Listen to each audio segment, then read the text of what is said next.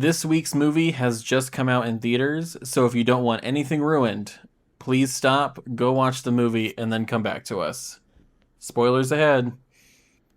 When all but one child from the same class mysteriously vanish on the same night at exactly the same time, a community is left questioning who or what is behind their disappearance. This week we watched Weapons.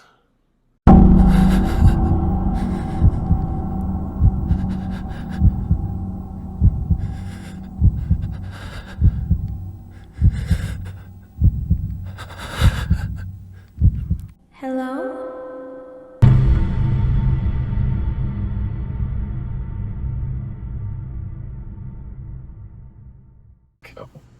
Oh my god. Oh my god.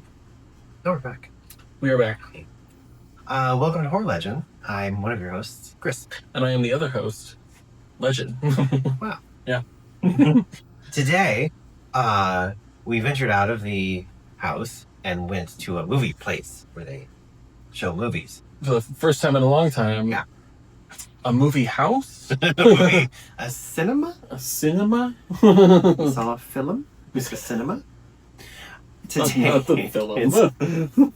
So we saw a new movie. Yes. So there's spoilers, which we've already put the spoiler warning on it, but I'm saying it again. Yes, there is a spoiler warning before this, but if you've gotten to this point somehow and don't want anything ruined, spoilers ahead. Yeah. And if you get mad at me about it, we've warned you 3 times at this point. Yeah. 4. There's spoilers. 4th time. 4th time. Dumbs. Oh. So we watched... Stupid bitch. You stupid bitch. We watched Weapons. Yes, we watched Weapons. Yes. Weaponized children. Yes. Who doesn't love a weaponized child? Yes, Weapons. It came out obviously this year, 2025. The year of our Lord, 2025. It's directed by Zach Cregger, who also did Barbarian, which we did do an episode on. Yes. Such a good movie. That's so good. He actually has upcoming movies, a couple of projects, but the main one is him rebooting Resident Evil. Oh, yeah. The movies. I'm excited. I'm a little nervous because he's not going to be using any of the characters from the games, but he loves the games and has never seen the movies that were made. That's so better, honestly. I'm hoping, because he loves the lore so much. But yes, he did do this one. It's also starring Julie Garner, who was in Ozark. It was like one of her, I think that was like her first big thing was Ozark. She was in the remake of The Wolfman for Lee Wanell. Okay. And she just recently was the Silver Surfer in Fantastic Four. Oh, she was. Okay. Yes, yeah. I don't watch those. I still need to see it. But apparently she's awesome. Josh Brolin, he's been in a lot of shit. Yeah. Like, so much. I don't think I need to name most of them here. Also, Marvel Universe is Thanos. He is? Yeah, he's Thanos of the Marvel Universe. Is there someone else that's Thanos? No, just him. I'm thinking of someone else. I'm thinking of No, I'm not thinking of Thanos. I'm thinking of, he's in the new one. The universe guy. Galactus. Thank you. Galactus, yes. Different person. Okay. I don't know. Alden. Maybe someday we'll do a podcast where you make me watch a Marvel these movie. fucking Marvel movies. Yes. Alden. I'm gonna say this wrong. Alden. I'm gonna say Ehrenreich. I never say it right. Aaron Wright. It looks like Aaron Wright. But he might say Reich just because Reich is. He might just say it. Yeah. Too German. Heinrich. Yeah. I don't know. He's been in a few things. The most notable, I think, that people will know is he played Han Solo in the Solo, a Star Wars story. Oh. Young Han Solo. Oh, he looks very different in that picture. Okay. Yes. And I will give a shout out to also Carrie Christopher, who played Alex, the young kid, the little kid. Oh. Who was really good. And we also have people like Benedict Wong, who's also in the MCU, in Doctor Strange and things like that. I do know who that is. Yeah. It's a good cast. It's a good cast of people. Who played the, yeah. Oh, okay. That's fun. Oh, yeah. Amy Madigan. She is an important character in the movie. My favorite character. Oh my god, she's an Uncle Buck. She's an Uncle Buck? And Field of Dreams. Who cares about that? But Uncle Buck. That's hilarious. Oh my god. She was in Antlers? Yeah, This podcast is just going to be us reading IMDb. We're reading her filmography. Wow. Wow. Wow. Whoa. Ooh. Oh my god. Grace and Frankie. There's like a little The Dining, but it's The Shining. What is that? Oh my god, it's like a We're gonna have to look into that. There's a Shining parody. It's annoying orange. It's a YouTuber thing that was really. Oh yeah, no, really that's thank you. Yeah, that is definitely okay. Yeah. No thanks on that. But yeah, it's got a really good cast. I love because they got June Diane Raphael in there. I don't know that Sally Jesse Raphael's sister. I don't maybe, but she was the one that was married to the cop. Oh, I love her. She yeah is hilarious. Oh yeah, in everything else she does. I know this is a small part, but in everything she does, she just has that timing so down. Grace and Frankie. Grace and Frankie, hilarious. It's she's so quick, it's insane. But yeah, the kid who played Austin Abrams. Sorry, I'm gonna go through this now. Because Austin Abrams played James, and I know he was in something. Which one's James? He was the drug addict. Oh, okay. Yeah. Yeah, these are all characters we'll get to. Yes, we will get to them. Sorry, I also recognize him from something. Okay. This is my mind with movies. But yeah, the kid who played Alex, the little kid, did such a good job. Yeah, he did. Yeah, he was so cute. He was adorable. adorable. Yeah, cute. When kids aren't annoying. I know. When kids are just quiet. We just need to traumatize the fuck out of kids, and then they'll be quiet. Worked for us. Just kidding. It didn't work for me, honestly. I was a very quiet child for a reason. Let's not get into that now. That's for a different type of podcast. That's for a different type of podcast. That podcast is called BetterHelp. This is not a sponsored video. It's sponsored by. Yeah, let's get into it. Let's get into this scene of thieves. Before I find any more actors that I recognize and go off about it. Early one morning at 2:17 a.m. Yeah, this is a very detailed synopsis, by the way. It is also kind of funny because, he, like in an interview, he talked about The Shining and everything, like I brought up. The room in the book, The Shining, take a shot. The room in the book is room 217. In the movie, it's 237. In the book, it's 217. Pretty sure. There you go. Possible reference. I don't know. Well, he said he was extremely influenced by it. But like the movie, for Kubrick's movie, I might have liked the book too. That's true. I don't know. At 2:17 a.m. in Maybrook, Pennsylvania, 17 children from the same class simultaneously leave their homes and run off into the night. Kind of like a Naruto, like almost Naruto. Naruto-esque kind of Naruto. Run. Yeah, Naruto. I can't say things right. There. Oh my god. Excuse me. Their teacher, Justine Gandy. Oh, I thought it was Candy. I thought it was Candy. I totally thought it was Candy. I heard Candy the whole time. I heard Miss Candy. That's what I heard. Gandy? Gandy. Damn it. I totally heard Candy. I heard Justine Candy. I'm going to call her Candy. I'm just going to call her Candy. Candy arrives to her classroom hours later, only to find one student there, a boy named Alex Lilly. A police investigation is launched, and Alex and Justine are questioned, but have no idea why this has happened or where the children went. Yeah, we do the opening with like the narrator talking about all the kids leaving. Yeah, I wonder what the narrator's from, because she just seems like a random person in there in the cast list. I think she was one of the kids, but I have no idea. No, she was just narrator. Oh, she was just a kid. She was only narrator. That's funny. Yeah. And she seemed older too, which is funny. Yeah, I think so. She's got to be just somebody in the town who's just like, I'm recollecting.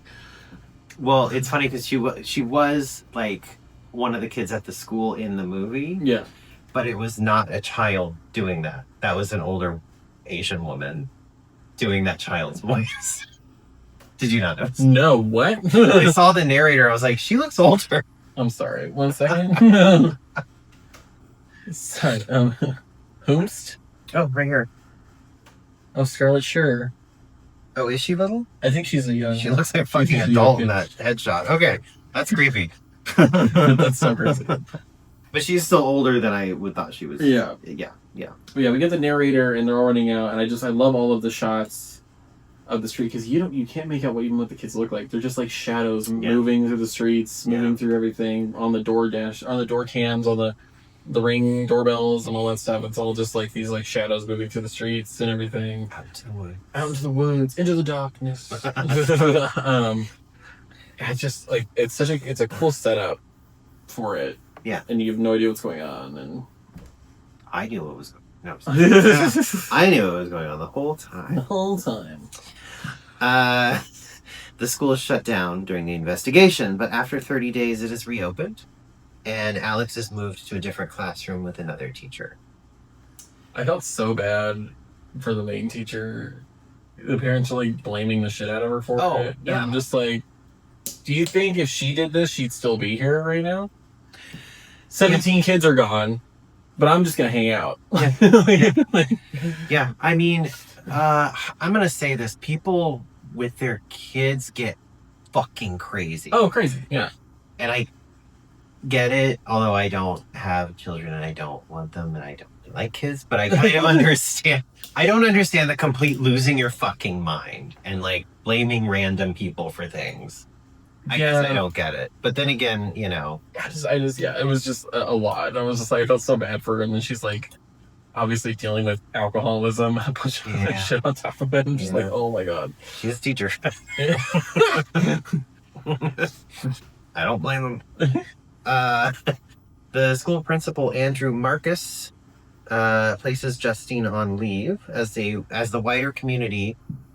Not wider community, not wider. Ostracizes and suspects her of what. But isn't that what the white community would do? It really is. It really is. You know,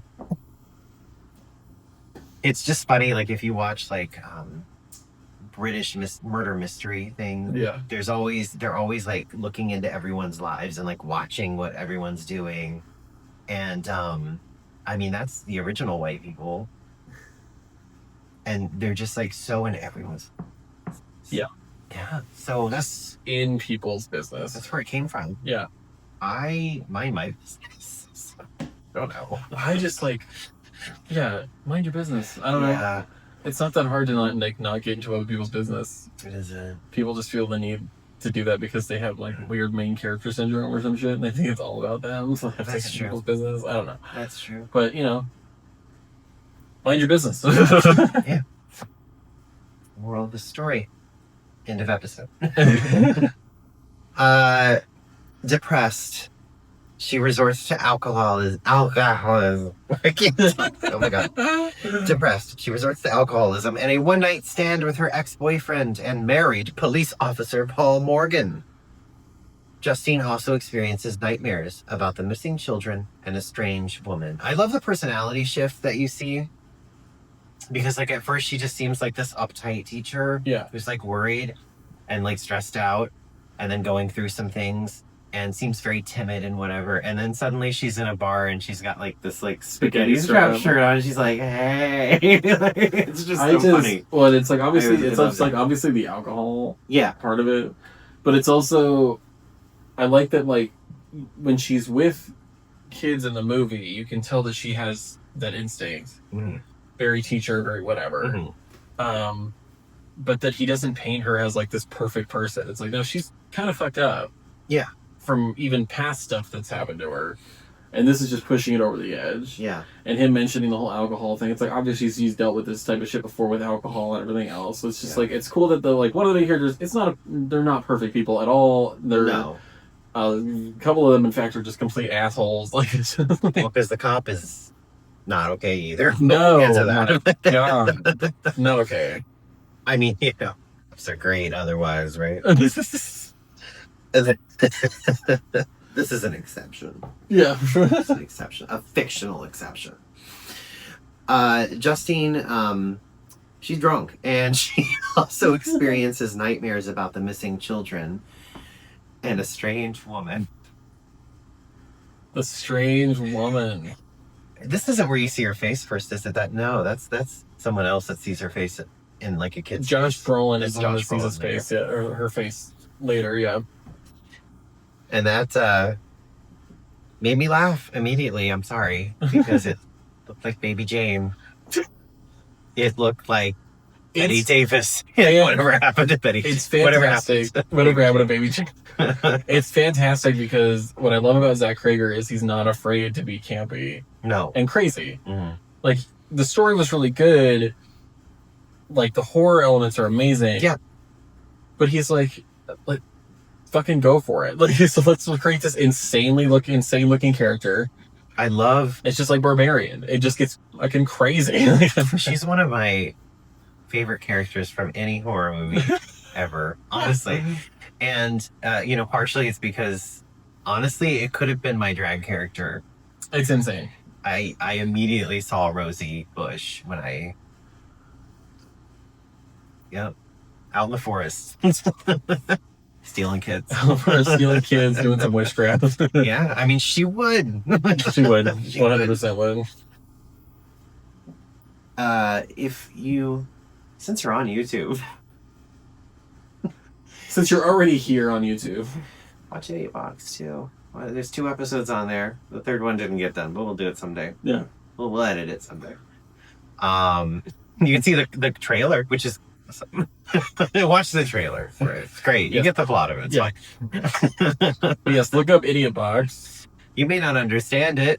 Yeah. It's weird. And it is, you have to watch it on your phone because it's vertical Format at the moment. sadly, but we'll redo them so you can watch them like a normal person. Brainchild of this one and their friend Kyle Yeah. together. I was the cinematographer, so that was a lot of fun because I got to film it. Yeah. Well, it's funny because I would write the script and then Kyle would come over and put his hands in it, his weird hands. Oh my His god. weird, insane hands into it. I still remember him wanting you to do a stunt where you slide under a car. He wanted to jack up a car and then I would slide under it in drag, and then drag. It was so much. He ended up just putting like an animated version of it in the episode, which is hilarious. It I makes it thought- even funny. It does make it even funnier. My original idea was me to just Run into the which car. I I think is already had hilarious. the angle planned out in my head, and it would have been so funny. Yeah. I always think it's hilarious when someone just like headlong runs into something without. It's funny. Yeah. It's funny. It's But it was like slapstick. instead of you just running into the car, why don't we jack it up and you do a slide underneath, a power slide into home underneath it in drag. We had to bring his ideas down to earth a few times. That's why. Which is what a producer does. Yeah. That's why the first 2 episodes make. The second one makes more sense. Yeah. It follows a linear. First was a little crazy. First one's a little crazy, but it's horror-ish. The third one's great because it is horror. Yeah. It is horror. Finally, suspense horror. Yeah. The last one. But yeah, if you get a chance, look it up. Idiot Box. Rosie Bush. Really, you have to look up Rosie and Kyle's Idiot Box, I think. There we go. Idiot Box, there's a million fucking things. And then there's like an actual show that was called that. Idiot like, Box, things like yeah. that. So, yeah. Rosie and Kyle's Idiot Box. Look it up. If you see an insane redhead, it's the correct one. Where were we? Since the investigation, Justine has not spoken to Alex.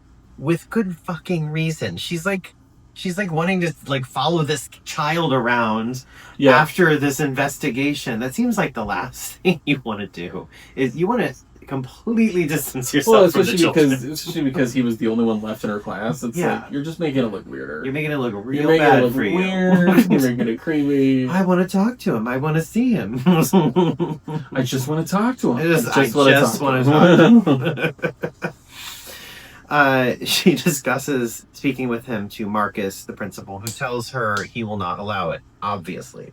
Justine attempts to speak to Marcus as he heads home, but he doesn't want to talk to her. Justine also attempts to talk to Alex's parents, but no one answers their front door. I'll get into this first, I think, because where are you going to go? Is it about Snooping around? Okay. Okay, yeah. Justine snoops around the house and finds all the windows have been covered in newspapers from the inside. Not suspicious. Not suspicious at all.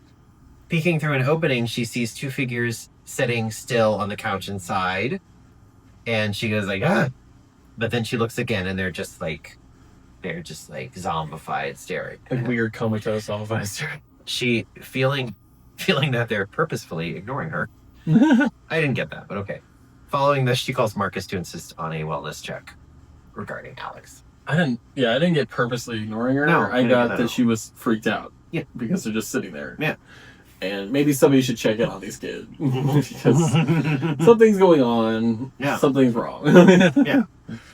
Were you going to say something about it? Oh, no. I was just going to bring it up in case the plot, for some reason, decided to skip over a lot of it. That she was snooping around. No, this one's the IMDb one, and it's pretty long. It should go pretty systematically. Okay. We hope. We hope. Yeah, I mean, it was good. He's really good at building that suspense and everything, and you know, he uses jump scares every once in a while, but I don't think they're that bad. No, there was just like the one where on the ceiling. Yeah, she's going to bed. Very Train Spotting. Something on the ceiling. Yeah. Very Baby from Train Spotting. Yeah. That was the only one that like got me because it was the first one. I think. That one got me feel a little bit. Yeah. Soon she becomes obsessed with the house, watching it from her parked car up the street as the days go by. One evening, after she's fallen asleep, a woman exits the house, and it's interesting because she's like running up to the car, and you think she's gonna like just like, because she had like, well, she's like walking. She's walking like this. She's like Yeah. walking. And yeah, it looked like a knife at first. Yeah. It looks like a knife, but it's so creepy that the camera doesn't go to her. You just hear the trunk open and her get into the car. And I'm like, I know. you can hear a couple people in front of us go like, and I'm like, oh fuck, no. Like, And then you just see some scissors like going, and then cut off some of her hair. cut the hair. Which at that moment exactly, I knew it was turning into like a witchy voodoo-y thing. I already knew it, which was funny. Yeah. I like felt like some weird ritual thing was happening, but I wasn't fully there yet. Yeah. Yeah. Meanwhile, Archer Graff. Oh, that's Josh Brolin. Okay. I didn't know his name in the movie. Archer Graff. Archer. Okay. The father of one of the missing children. I would like to raise you because you just brought up Archer. How they do the story is Each it character. says like her character name and then it goes into her story or like her like what she's doing that day. Yeah. And then Archer and then it like leads into hers. And it'll just say me. like Archer. Yeah. And then it'll show his day. And then like the next person it does their thing, so it kind of does it, and then they all come together. That was cool. The way they did that was cool because then you can see it, like small scenes from each other's perspectives of what's going on, which is really cool the way they did that. That is cool. They I mean, this has been used in a million things, but it's where you see like them just each person's day entangle with the other one, that kind of thing. It's cool though. I always liked that. It was a cool way to do that. They did it.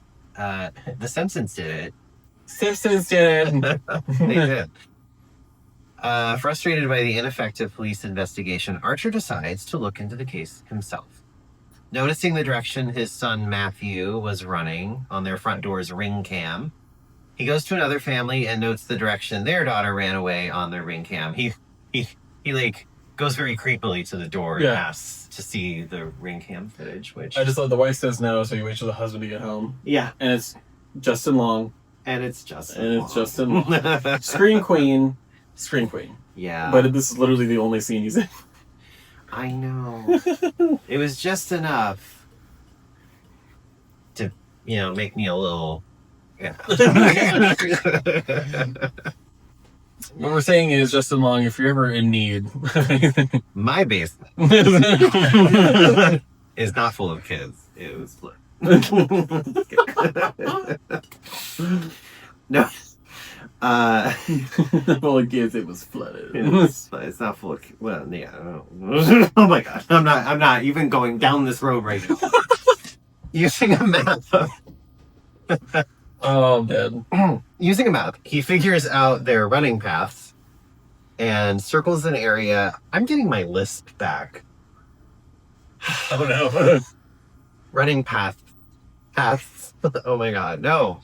And circles an area where he believes the children may have crossed paths that morning. Paths is a weird word to say. It is. Paths. Now I can't say it. Now you said it too much. Okay. Now it's not a word anymore. So yeah, he gets out a map, kind of like, where they triangulate a crime, and he's like seeing like where they were running towards. Which he figures out that they're all running towards the same, pretty much the same location. And it's obviously that kid's house, Alex's house. Yeah. I mean, it's obvious to everyone else. What I like is like they did that, and he talks to her about it, but his house is actually down the street from it. But because she knows that his house, because when she points at the map, she points down the street. So she could tell that that's where they're going, based on the fact that it hit a certain street. And she's like, but that's Alex's house down here, and because he's the only one left, it's got to be his house. Yeah. There's something going on. So at least it wasn't like, oh, I found it perfectly, and the accident's right there. It's like, no, it's actually a little further down. Oh, okay. See, I missed that. Okay. Before he met up with Justine, Paul had a run-in with, wait, who's Paul? Paul's the police officer. Okay. So this is confusing. Names, I'm bad with names to begin with. And if they don't really like ram the name home with me, I will completely, it's gone. If you don't ram him with the name, it's not gonna happen.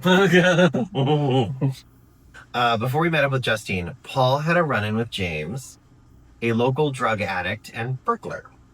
Paul assaults James after being poked by a needle during a search and orders him to leave town. Afraid the dash cam footage of him roughing up James may get him pulled from the force. He puts his hand in his pocket and immediately gets hit by after he asked him like 4 times, do you have any needle? Obviously a heroin needle. Yeah. And he's not even worried about the heroin. He's worried about, like, I don't know, multiple needle usage. Many usage of the same needle. Many infections and such. But he doesn't just, like, rough him up. He decks him in the face, like, really hard. As soon as he gets poked with it. And then notices the dash cam. Yeah. And he's like, oh, yeah. Well, shit. And then he immediately unplugs it. Which is funny, because he's like, what else is he planning to do now? ACAB. This doesn't happen in real life, though. Ever. This is a movie. You're talking about police officers are a movie. Good at their jobs. They always keep their cameras on, and they're never racially profiling anybody. No. They never use unnecessary force. Big psych on that boat. ACAB.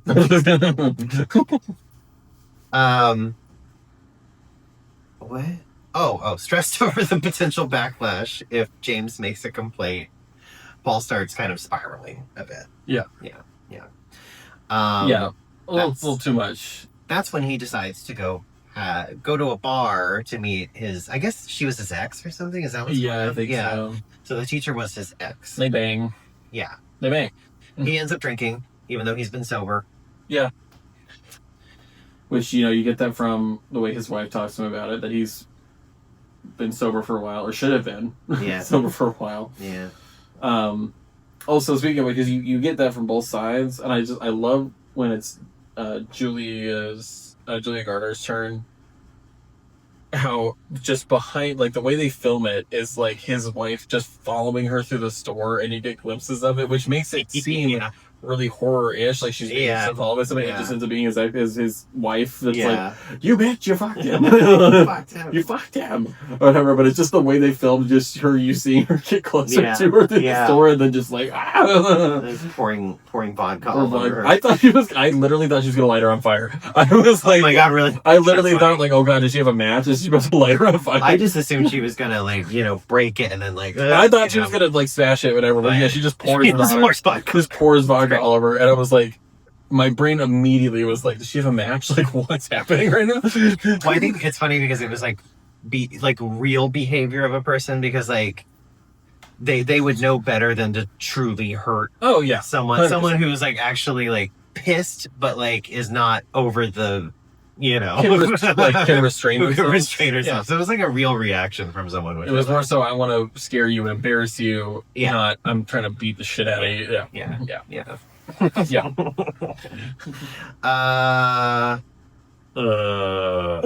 Following the assault, James breaks into Alex's house, believing it has been abandoned.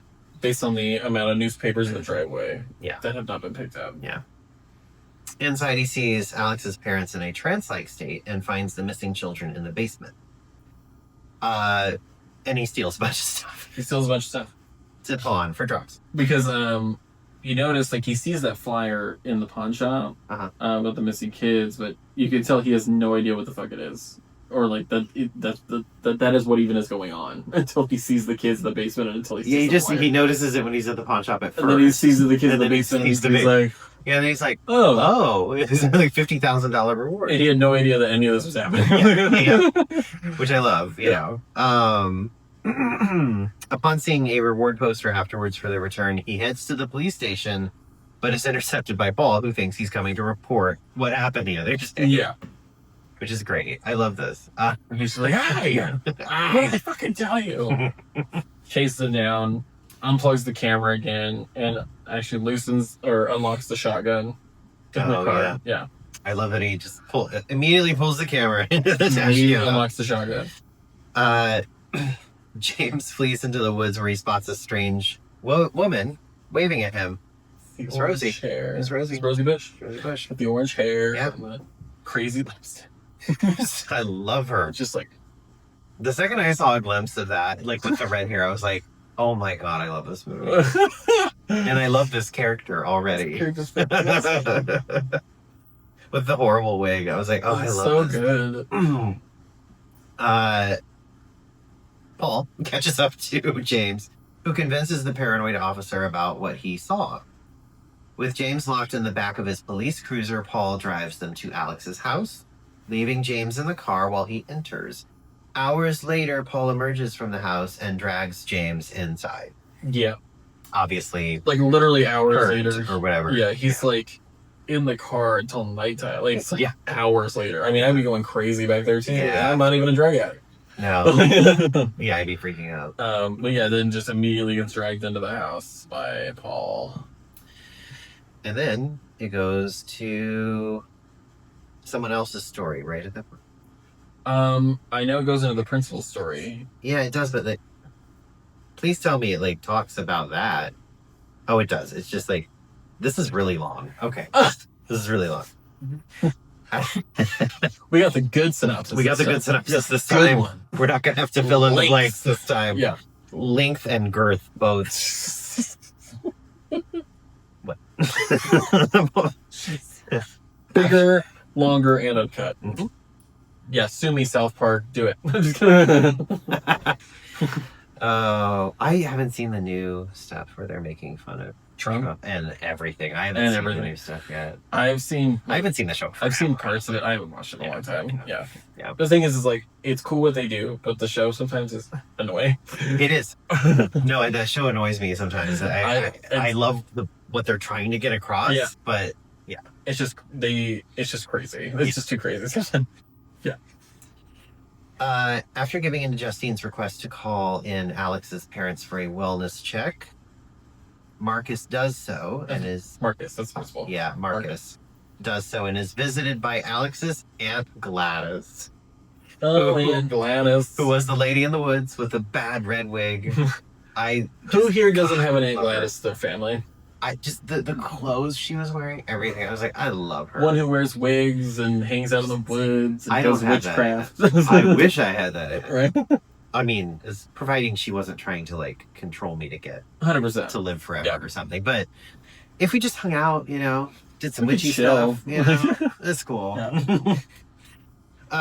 Who claims that his parents are ill and that she is now caring for the family. Despite her insisting that things are fine at home, Marcus says he must meet with Alex's parents or he will be forced to contact the authorities. Shortly afterwards, Gladys visits Marcus and his husband, Terry. There's some gays in this. Oh, the gays. Content warning, there's gays in this. Gays okay. They are, There's a cute thing where they're like shopping and he's on the phone with he's like the teacher holding two things up and he's like picking. Yeah, he's like, and then there was like cereal or something and he like holds both of them up and he's just like, because he doesn't answer. It's great. I just love that it's between like whatever Pebbles and Fruity Pebbles, and it was the same cereal basically. Yeah, but it's also like okay, gay. I know. Fruity Pebbles. Fruity Pebbles is good though. They are really Have you ever had Fruity Pebbles made into a marshmallow, like a Rice Krispie treat? No, just Rice Krispie treats with that. Oh my god. I'll be cooking one day. I make a brown butter sea salt Rice Krispie treat. Oh my god. And then I put fucking Fruity Pebbles in it. It's like the most beautiful thing. My mom used to make these things from all my teachers and stuff. Marshmallow with a straw in it, and then you do caramel, and then just it sprinkles in Rice Krispie treats. And she only made them during Christmas. She called them her holiday balls. Sweaty balls. Sweaty balls. My sweaty balls. Where were we? She's visiting the gays at home. The gays. She's coming over, and she seems crazy. And it's funny because she seems totally crazy, and the principal's like, "Get the fuck out of here!" Yeah, please leave. The husband, but his husband's like, "Oh my god, she's great. Come in." That's some water. He would totally have been me. Like, I would have been him, like for sure. Just being like, "Oh my god, she looks amazing." Okay, but instead of she has to come. Can I just join in? She's fucking insane. Bring her in. Bring her in. Despite her insisting, blah, blah, blah, blah, blah, blah, blah. Shortly afterwards, Gladys visits Marcus and his husband Terry at their home. During a conversation with them, Gladys asked for a bowl of, she asked for water, and then he was like starting to get something, and she's like, a bowl. And she's like, it's an eccentricity of mine. I'm not going to try to even get it into it. She's like, I don't explain it anymore. I'm not even going to explain I don't even explain it anymore. And performing, she asked for a bowl of water, and after performing a ritual using a twisted stick with like thorns on it, her blood and a hair from Terry possesses Andrew into killing his husband, which is really that is the only part of the movie that bothered me. This is the one that got you. The rest of it didn't bother me at all. Yeah. The kitchen utensils later didn't bother me at all. No, it's literally because he like he's choking him out, and then he just starts to bash his head against his head until it caves in. It's too much for me. It was very Pan's Labyrinth flashbacks of the beer bottle bashing somebody's face in, and like it got me a little bit. I'm just like, ugh. Because they did it practically, obviously. Yeah. Which obviously makes it look better. Yeah. But, I mean, just even Benedict Wong's face, and then you can see his eyes getting more visible because it's just like... Yeah, I just didn't like hitting his face into, and like, craziness. I have a thing with violence for some reason. I would unless most people unless it's like fully over the top. Ridiculous. Yeah, well, there's a difference between it's looking realistic, caving somebody's head in, and there's so much blood it's ridiculous. Evil Dead. Exactly. Or like The Substance. Or like The Substance, so much, where the body horror is so crazy, it's insane. That it's like both. It's both gross, but also like it was just intriguing. Intriguing and crazy. Yeah. But yeah, this is cross the line for me. I didn't like it, but. Loved everything else. It's a great scene. It's just intense. I will forgive the movie for that scene. It's a little too intense for me. A little intense. After giving in to Justine's... Blah, blah, blah, I'm saying the same thing again. What am I trying to say? Okay. Killing. Repeating the same ritual. Murder. Repeating the same ritual, but using the hair that was cut from Justine, Gladys sends Marcus after her. Wrap it around the stick, snap it. That means go kill it. I'm going to try it out. No, it takes a little bit of blood. I forget whatever plant she had. I don't know what that was. But, yeah. Oh, and he's running across town. Like, it's across town. And it does cuts as he's running, and you just see his face getting worse and worse, and his eyes becoming more big, like bulgy, and his face just, like, getting totally messed up. Like, he's just straight running fully across town to the gas station that her and Josh Brolin are at. Yeah. At the moment, which we get to that point with his story. Mm-hmm. And then it cuts to, and then, Then it gets back. It's all cutting and where they're all at the back gas station again. Yeah. Love it. Yeah. Repeating the same ritual, he does that for Marcus, leading him to attacking her at a gas station where she is being confronted by Archer. Yes. She flees in her car after Archer fends off Marcus. Which is a very crazy ass scene. Yeah, they love to cut the whole thing. But they're running into her running into the convenience store. The whole scene was really well filmed and really crazy. What I love the most about the characters in it, though, is what asshole is seeing a guy with a bloody face and a woman running from him and doesn't do anything behind the counter, and then just goes, "Get the fuck out of my store!" And she's like, "Fucking help me!" I mean, honestly, that's any convenience clerk. I mean, honestly. Yeah. But I just love that he's They've like, seen enough. They're like, just get the fuck out. I love it's like, "Get out of my store!" And she's like, "Fucking help me! Fucking help me! Help me! Do you see this? Help me!" I mean, especially, you know, honestly, I would think that something would happen if it was a small town in Pennsylvania like that. If it's a small enough town, everybody knows each. If this was New York, they'd knows be like, each other. get the fuck Out out of of here. But it's like it's a small town, which means this Yeah. isn't something you probably see every fucking day. Exactly. Of a guy with a bloody face chasing a woman Yeah. and like them getting into a fight at your store. You should probably call the cops. So in that instance, yes, he's an asshole. He's an asshole. She's just like, "Help me! What are you doing?" She flees in her car after Archer fends up Marcus, with the possessed man giving chase after her car before he is killed by an oncoming car. Just run down. Yeah, because Archer's going after him, but then at an intersection, just And you can tell that he's about to run him over. yeah, He was when he ends up in an intersection with a red light, just bam, hit. Like, and then there's a woman just traumatized because she thought she killed someone. That was a great scream she was. and nobody's gonna tell her that really she saved somebody's. Yeah. So the next time you run over somebody, you might be saving Yeah, mine has saved somebody else's life. Think about it that way. Justine and Archer reconcile after the terrifying event, and he reveals his research to her in trying to find out where the children went.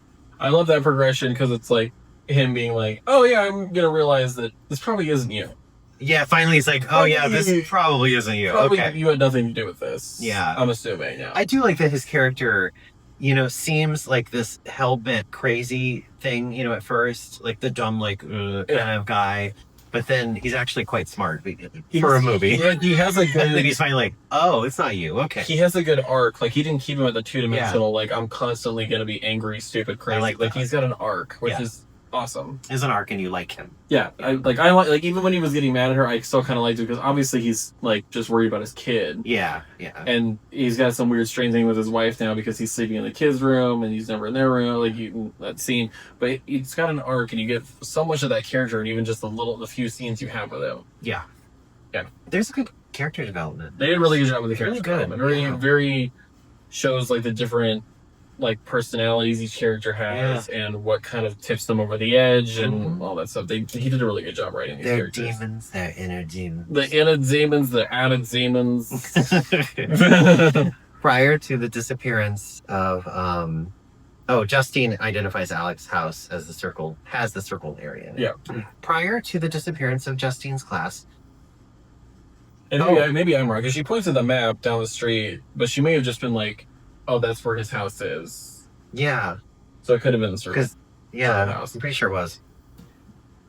I was right. Well, the records show I was right about something in a movie. Luckily, I edit this so I can cut that. Cut that right out. Cut that right out. There's just dub of your voice earlier, just saying like, "You're right." Legends right. Legends always right. Mr. Black. Mr. Black. Another Simpsons reference. Oh my god. And prior to the disappearance of Justine's class, so now it's Alex's story. Yes. So Which is so fucking sad. it is so. I feel fucked up. so bad for this kid. It is He's like the so fucked sweetest, up. cute little kid. Yeah. And he just feels so bad. Yeah. It makes me feel like maybe I had an okay child. Oh my god. Prior So to it's like between being bullied at school and then having to deal with this I know. bitch. prior to the disappearance of Justine's class, Alex's parents had agreed to take in his Aunt Gladys, Gladys. whom they claim is very ill. Aunt Gladys is going to come to visit your mom. Is that not just a like euphemism for a period? It is. So they say Aunt's flow or something. Isn't it that one or Aunt Something. I can't remember. Irma, Ida? I can't remember. Aunt Ida. That's Oh, from cool. that's from John Waters' movie. Well, okay, one of them was All right, Aunt Ida. one of them was from the IT crowd, and I think she says Aunt Irma or something like that. Yeah, Aunt Irma. I think. Aunt Irma's coming to visit. Yeah. The funniest description she uses for "I'm on my period" is "I've fallen to the communists." I've fallen to the communists. Because she's trying to get them to understand. Oh my god. Oh, the show's so good. So good. And Richard Iowade is another one. That is just so... He's amazing. He's so cool. He's so funny too. Oh my god, Hilarious. he's so funny. What were we doing?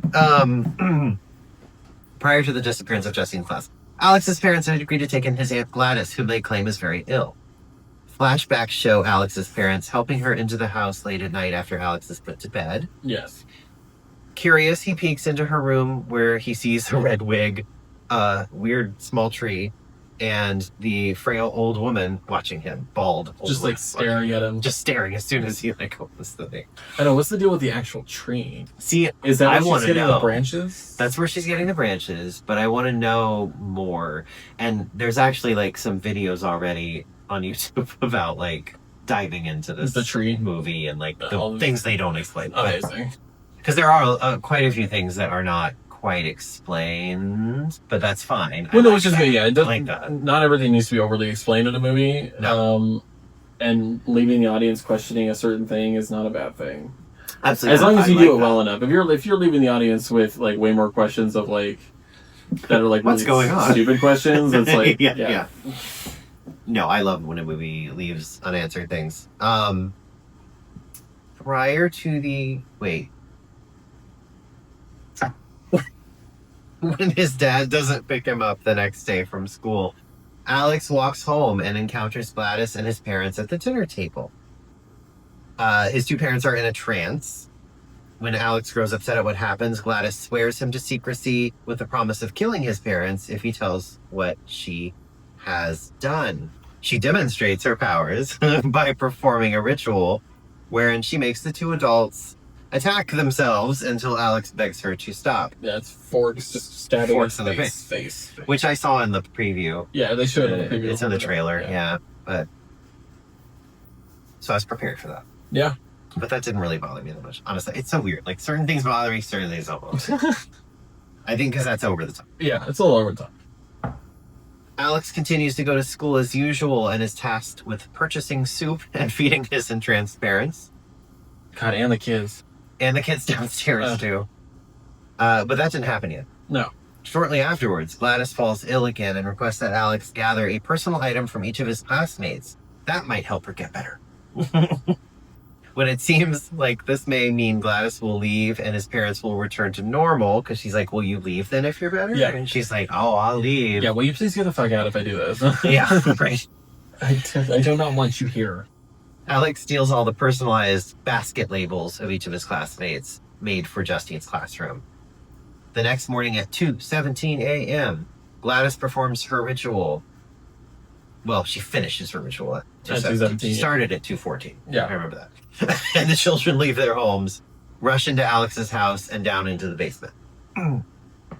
As the local police begin to investigate the children's disappearance, Gladys keeps up appearances. That's a good show, too. It's a good British show. Keeping Up Appearances. It's a great show. Keeps up appearances to make everything seem normal. Richard? She has the children. Richard? She has the children rush off into the nearby woods and has Alex clean the house when officers come by to inspect the place. Which is great. Like, I love that part. She's like, they have to tear everything down. Get everything out. The kids, get the kids out of here.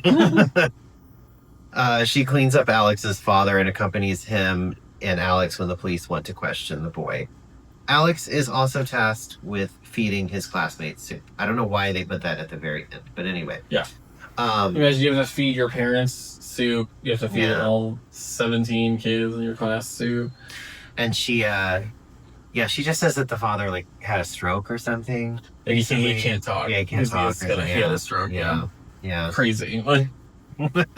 Again, I feel so bad for this kid. I'm gonna go to the store every day and get soup and then feed his parents and like learn how to make it. Because because there's a scene of him struggling to open it with the can opener. It's so sad. Sometime later, Alex returns home to find the entranced Paul and James in the house. Gladys claims she is growing weak again and plans to leave the next day with Alex. Which, fuck that.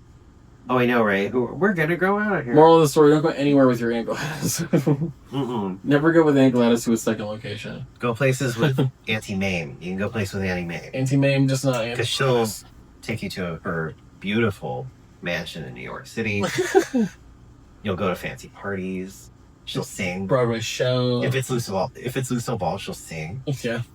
About needing a little Christmas right this very minute. Oh my god. I love that. I do love that movie, even though evidently it's inferior to the one that's non-musical. I've never seen the non-musical one. Which movie is it? Anti-May. It is Anti-May. Yeah. The movie's called Anti-May. Yeah. I've never seen it. So yeah. Or it's just called Mame. I don't remember. Oh, maybe it's just called Maine. I think it's just Mame. Sorry, just Mame. Yeah, I've never seen that one. Yeah. Maine. Mame. Shout out to Severely Mame. Yes. Or just Mame. Or just Mame. Moved to New York, which she's one of my favorite drag queens here for a minute. Yeah. I'm into you. I like you. Of course they leave. They left, but hey. Just when I was going to get to know you, you left. They searched down. That evening, Justine and Archer attempt to enter the house, but set off a trap. Gladys said she put down salt on the floor, basically, causing Paul and James to attack them. The two are unable to stop the two men until Gladys takes Paul's gun and shoots them both. I know. I love that it was like the salt lines, which salt is used to protect yourself from evil spirit, whatever. But I love that the salt lines were like alarm tripwires. Like the second she hit that line, he just immediately goes after her because it breaks it. Crazy. Like, awesome. It was such a cool idea for like weird. Oh, because like the salt was kind of tripwires. holding them in. Yeah. So the basically. salt was around the front doors. So that's why they didn't do anything. But the second she hit it, she's on the other side. That's why he kept doing this. Like I was just working that out in my mind. Yeah. Sorry, it was like there's like holding in that like, and then like it broke. That's why she had it in front of her door, and the two parents. So it's still working like salt would. Yeah. In like magical practices or what have you. Yeah. She has it in front of her door with the two parents there until he like touches the other side of it, which is just that's great. It's really cool the way he did that. Excuse me. A search of the downstairs leads Archer to find the children in the basement, but also Gladys, who takes some dog tags off Archer and quickly performs a ritual that causes him to attack Justine. That was great because he's like looking around in the basement for his kid with the phone flashlight, and then it's her without her wig. Yeah, it was great. Do you not wear wigs? Do you not wear wigs? Which makes it even better that we did this after Insta Chapter 2. Yes. All about the wigs. Meanwhile, Alex is pursued by his parents after attempting to enter Gladys's room. He breaks the salt line. He manages to enter her room through the attached bathroom after running from his parents through a couple of doors, which they break through Shining style. Oh. And she pushes her head through exactly like Jack Nicholson. Oh, yeah. Except instead of "Here's Johnny," it's just screaming. It's just screaming. And then he's like, using some hair from the inside of her wig, her actual hair from the inside of the wig, which I didn't even think that's what happened. I was thinking it was just the wig hair because it's something she owns, so it doesn't matter. But okay. One of her tree branches and his blood weaponizes the children against Gladys. And this part was honestly, this is where it got kind of comical. I thought it was funny because Gladys is like rushing from the house and through neighboring houses as the children pursue her, breaking down doors and bursting through windows. She's just like running through people's houses. Oh yeah. And then the kids run through the houses, just barreling through. Yeah. And it was kind of comical the way she was like, ah. And when they finally catch her, they rip her body apart, breaking the hold over Archer. I loved when they were like ripping her body apart. I thought it was insane. That was great. Ripping her face off and everything. Yeah, it was great. That got intense. It got cool intense. Yeah, because it was like it's like over the top. It was old school horror. Yeah. Like 100%. Pulling a body apart. 100%. It wasn't. I thought it was funny. I thought it was fun. I don't know. Archer rushes out of the house and follows the trail of destruction to the children where he finds his son. And the kids are just all standing around, still in a trance around her body, or what's left of it. A closing voiceover tells that Alex's parents never recovered, and he was sent to live with another family member in another town, a different aunt, who Which is who they say was nice. Yeah. I hope. I really hope. Jesus Christ. It wasn't another one. Oh my God. Or it was just her again. The children were returned to their parents, but they too seemed to still be under a trance. And she says, the narrator says, even a few began to gain the ability to speak again after a year or something, she says. Yeah, the kids, some of them are starting to talk again. It's like the trance is slowly going away. Mm-hmm. And then the credits come and it's a triangle. It's a triangle and they're going up the triangle. The triangle was on a bell and it said 6, which I still don't know what that was. I don't know what that means. I'm sure it meant something to him. Yeah. I'm sure it meant something to the director. But yeah, it's a triangle and then like the credits go up the triangle this way. It was a really cool way to do the really credits. Cool. Yeah. I mean, new trivia. It is the time. It is time for the trivia corner. It is the time for the trivia corner. We had a couple in here. I'm sure we do. So Archer's son Matthew goes missing at 217. Obviously, like all the other kids. Yes. Matthew 217. Okay, his son's name was Matthew. Matthew 217 in the Bible describes the fulfillment of a massacre of children, the slaughter of the innocents. Isn't the Bible great? Bible's Isn't fun. it so fun and loving and amazing? Not to be like too political, but I love it when one side is like, you can't just cherry pick shit, but it's like that's literally what you're doing too. Literally what you're doing because you're passing over the men with giant dicks who are fucking a prostitute. To tell me that I'm a sinner for being gay. Yeah. So who's really cherry picking the shit out of it? Real ridiculous shit where you're supposed to like stone people to death if they do some really normal everyday things. Oh my God! You playing a crop side, 2 different crops side by side. You 2 different threads. Bitch. You sick bitch. To further capitalize on the themes of the movie, theaters listed showtimes at 217, same time as the kids vanishing. Oh. Apparently, Netflix was ready to pay more money up front than New Line Cinema, but an assured theatrical release and New Line's track with horror, they went with New Line Cinema. Yeah. Not all of New Line's track with horror, especially firing Melissa Barrera from Scream 7. Oh, yeah. But whatever, you know. And then in certain theatrical releases, I guess they had branded vegetable peelers for that one scene, which we passed over. She takes a vegetable peeler to try to get Paul off of her when he's choking her and slices his face Slowly slices his skin which off I his thought face. that didn't bother me at all. It was fun. Like It's fun. it's just fun old horror stuff, you know. To me, I don't know. Zach Cregger revealed through an interview with the Associated Press that certain scenes that he thought of as so funny were to be cut if the jokes in question didn't elicit laughs from the test audiences. He said, if the humor is coming from an authentic reaction that a character's having, then it works. He said, there's a lot of jokes that didn't make it into the movie that I thought were going to be so funny, and then we did a test screening and nobody laughed, and I'm like, okay, it's gotta go. That's funny. Rooney Mara and Elizabeth Olsen were both offered the role that Julia Garner got. They turned it down. Pedro Pascal was also supposed to be in this as Josh Brolin's character, but he turned it down because of scheduling conflicts with Fantastic Four. Well, like he's doing a million fucking things. Yeah. But nonetheless, you know, Josh Brolin was still a really good choice for that. More sexy in the movie. No, I'm just kidding. Josh Brolin was actually great. He was fantastic. But I do think Elizabeth Olsen would have been good. That would have been great. She would have been good. I haven't seen Rooney Mara in anything forever. But Elizabeth Olsen and Julie Garner did such a good job, too. Yeah. She was so good. But yeah, Pedro Pascal, which is funny because Julie Garner's also in Fantastic Four as the Silver Surfer. Oh, yeah. So I think... I think do it. Because those roles were not starring and unstarring different things. The scheduling conflicts.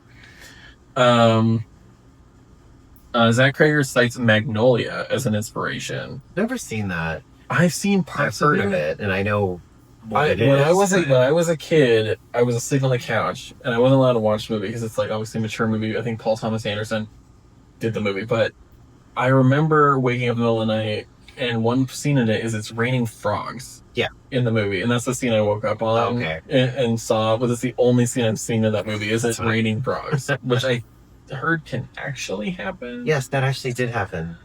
Somewhere. Insane. That's crazy. It actually did happen. Cites Magnolia as inspiration with him looking to make weapons an unapologetic epic in the vein of that film. Quote, I love that movie. I love that kind of bold scale. It gave me permission when I was writing this to shoot for the stars and make it an epic. I wanted a horror epic, so that's what I tried to do. I feel like you did a good job with that. Yeah. I think introducing, the Aunt Gladys character and the way she's represented in this was so old school horror in a way, with like that type of eccentric character. Yeah. I don't know. It just No, it's very old school horror because like even movies like it was like take The Omen. Yeah. You had the one made even in the remake. In the remake, it was Mia Farrow. You had the one made who was like over the top, eccentric, crazy character who was like obsessed with the kid because she's like the devil's assistant or whatever. See, like it reads very old horror when you do that, and it's very good. Apparently, the alternate ending was it literally didn't have the narrator's voiceover. It was just the vacant eyes of Matthew, the kid, and that was the end of the movie. I'd be down for that too. I like that. Yeah, it says, according to writer and director Zach Cregger, originally that voiceover that comes in at the end wasn't even there. I was not really into that idea. I wanted to just end it on Matthew's look, but people were not stoked on that. This is the reaction from the audience at the first test screening ultimately determined the film's fate. There was no voiceover, and we just ended on the kid's face. The lights went up, and it said written and directed by Zach Cregger came up, and a woman in the theater goes, "What the fuck?" The ending was nearly the film's undoing, Cregger says. People liked the movie, but they did not like that ending. I'd like that more. I like less explanation. Oh, that's me. I mean, yeah. True. I don't like it when I like less. Like people now sometimes require you to hold their hands, and it's like I don't like it when I see that. Don't hold my hand through it. Don't feed me. Don't spoon feed me some bullshit. Like just let me figure it out. Yeah. Although people are dumb, and they need it, so I get it. It's true. But I would have been fine with just that. I get where he was going with it. So I think the other person opposite Justin Long was Sarah Paxton. And I'm trying to remember what Sarah Paxton's in, but she had seen the movie already because she teased her cameo appearance. She's like, I do have a sneaky cameo in Weapons as well, and I've seen it, and it's really, really good. So I think people will be thrilled. I'm trying to remember what Sarah Paxton was in now. I don't know. I'll have to look it up. But yeah, I mean, some of these really good. Oh, apparently it was cut, but they had a chapter devoted to Gladys's entire backstory. Oh, and they cut it. I don't want it. Yeah, but they probably why they filmed it, and then they were like, "This is too much." Cut it. Don't need it. Yeah. Although now I'm curious. They now I don't want to know. After I've seen the movie, now I want to know. No, I don't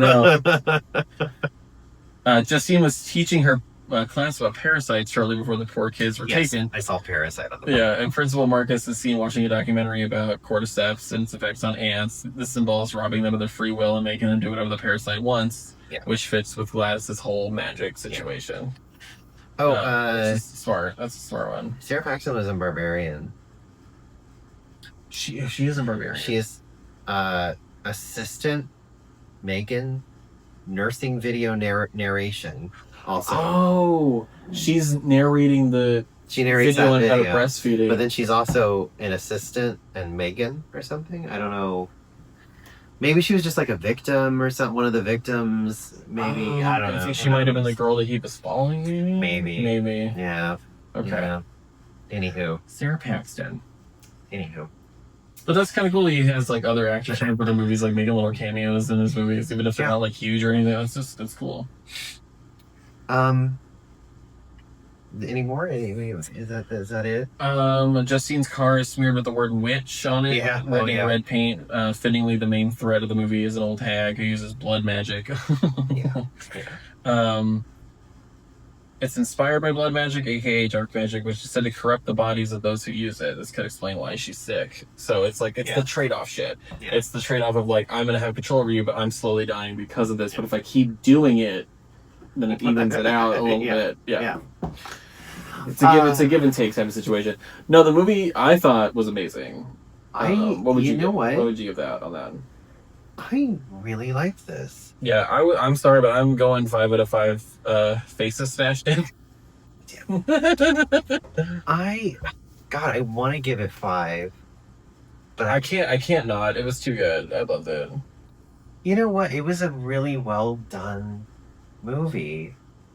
I would say 4.5, but just because of that woman, just because of Aunt Gladys, I'm giving it 5 out of 5. Bad wigs. Bad wigs. Bad red wigs. Oh my god. The hairline was all the way up here. I loved it. It was so good. It was so brilliant the way they styled her. It was fantastic. It was just such a good movie. I love how he's not afraid to go to that place of cheesy camping. Yeah.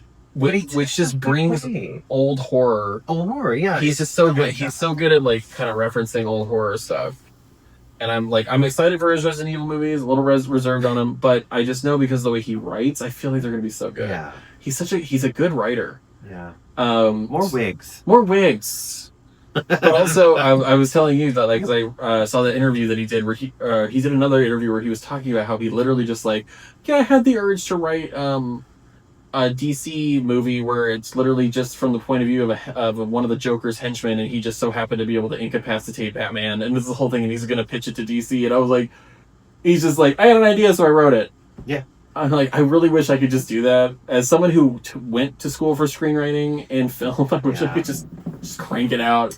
Yeah, it's like, after you, like, get a little success, then, like, you can just be like, yeah, I wrote this. Well, again, it's like what he said for this movie was like, he's like, yeah, I didn't really have a full idea. It was like, oh, yeah, I was thinking about this, and like a teacher, kids, but then she comes in and the classroom's empty. Okay, that's the hook, classroom's empty. And then he literally just went from there. Yeah. Didn't have a full idea yet, just fully went off of, she comes into class and the kids are gone. Yeah. And that's what he went off of. Insane. Like, that's... I think he's very talented, so I'm excited to see what he does next. Even if Resident Evil doesn't fully work out, his original stuff is fantastic. So I'm excited to see more of that. Yeah, I do have to say that was like one of the best characters I've seen in a horror movie in a while, Aunt Gladys. Like, it was so good. I'm obsessed with her. Yeah, it does bring up very like old horror stuff, and I love it. Yeah, I loved it. She was just styled in those 70s like bright ass clothes. So with good. The brooch. You immediately knew when you saw her that like, okay, something's wrong with this bitch. Oh yeah, like, this is the person. Because this is the one who her lipstick was all smeared, crazy, like, whatever. Oh, I was like, I love her. And at first I thought like, oh, whoever's controlling them or whatever, did they just like make the mom try to look normal? But then it was like, no, she's a completely different person. Yeah. It's the aunt. Yeah. It was just insane. It was so good. Well, that is this episode. That's the episode. I hope you did not get spoiled and were able to leave and go see the movie and then come back to this. Please like, subscribe, and comment on YouTube. Follow us, Horror Legend Pod, on Instagram. Yeah. Send us messages, ask us questions. You want to know more about us? You want to know less about us? Even more about the movies we like, because it's not just horror. Like, we my like favorite color, my lucky number, my turn on, the tarot card I pulled today. Yeah. I got the moon. I actually forgot what I got. Oh no, I got upside down 3 of Pentacles. I don't know what that is offhand. I can't remember. It was reverse 3 of Pentacles. That's what I got. Well, until next time. Get the hell out of here. Get the hell out of my store. Get out of my store. Fucking help me.